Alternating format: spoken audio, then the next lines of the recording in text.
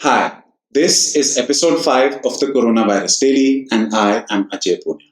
As self isolation continues, those suffering from anxiety and depression are being triggered, and those with OCDs are dealing with a whole new struggle. In the post COVID 19 era, comforting social rituals such as hugging and spending time with friends will exist, but with a hint of danger. Reach out to your loved ones. Maintain connections over phone calls and video calls, even when you feel you don't have it in you. The biggest gift you can give to your friends and family is the gift of undivided attention.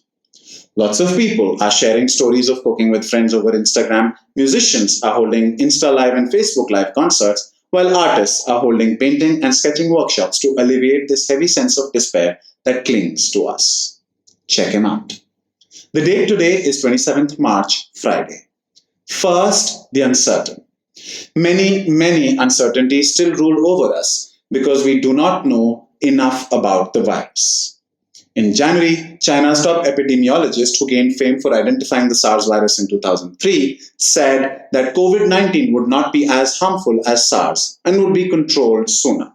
But guess what? Both predictions turned out to be inaccurate. And now it's been a couple of days since China has claimed to have brought the outbreak under control. But fearing catching the virus, students as well as workers are still not heading to schools and offices. That is obvious. Because the moment you have one infected person, as we've already seen, the second wave and shit show both show an unhealthy causation and correlation. The world that will emerge out of this situation, as I have repeatedly said, will be very different. Industrially, commercially, politically, and socially. A prime example of that would be the role of WHO. The top WHO official, Tedros Adhanom Ghebreyesus, won the Director General election in 2017 with China's backing, despite Tedros not being a medical doctor, and even after being accused of 3 cholera epidemics in Ethiopia. Connecting the dots one by one, we thus arrive at the pressing question.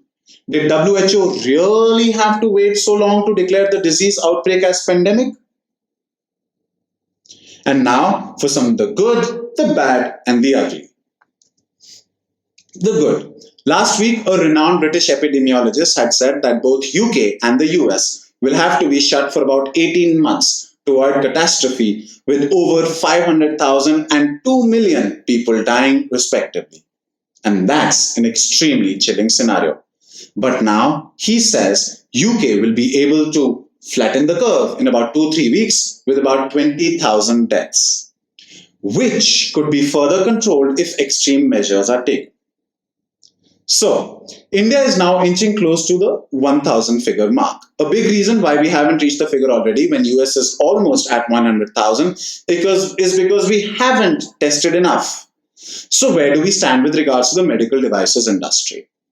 India is already the biggest supplier of FDA-approved drugs to the US. The lack of ventilators in the country amid a pandemic has put the domestic manufacturing of medical devices, or rather, the lack of it, in the spotlight.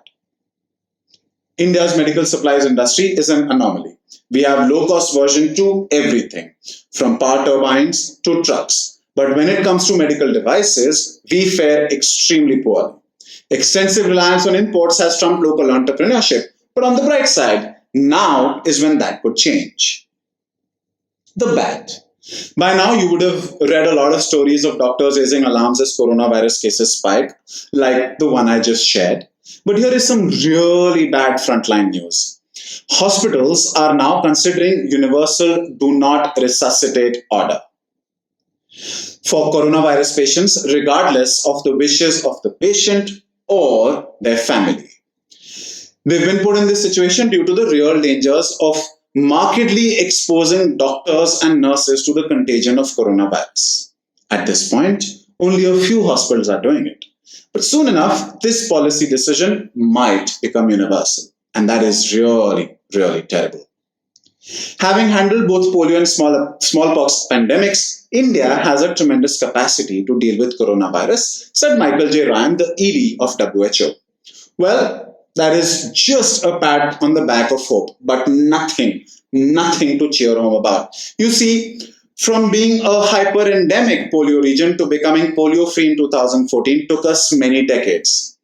As the fight against polio exhibits, we may reach all corners of this vast country, but coronavirus, if I haven't stressed enough already, is far more infectious and has a faster rate of transmission. And guess what we don't have?